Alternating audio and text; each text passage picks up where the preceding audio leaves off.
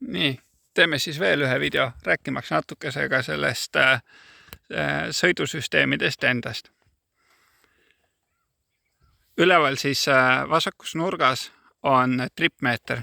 See näitab, see number hakkab jooksma ükskõik, mida te, kuhu suunas te sõidate või ei sõida. Ta ei hooli sellest, kas te sõidate õiges suunas või vales suunas. See igatahes kerib nagu iga tavaline auto odomeeter.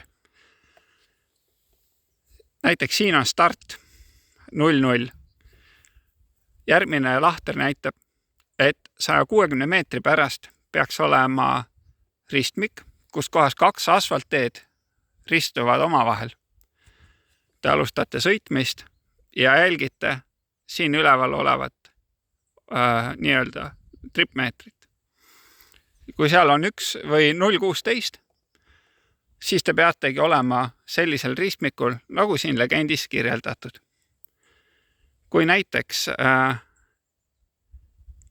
olete jõudnud edasi ja tripmeeter juba näitab 0,99 siin nurgas, näiteks niimoodi.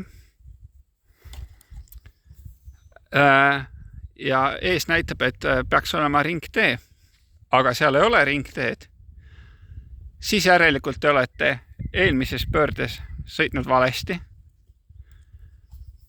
siis tasub tagasi sõita sellele ristmikule, kus te teadsite, et te olete õiges kohas. Panete tripmeetri õige väärtusega ja proovite uuesti sõita. Ja kui te siis uuesti teistmoodi näiteks sõites olete jõudnud samasse kohta, mis juba siis legendis on kirjas,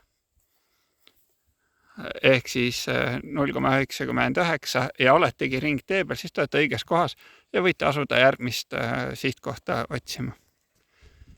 Ja niimoodi paarsada kilomeetrit.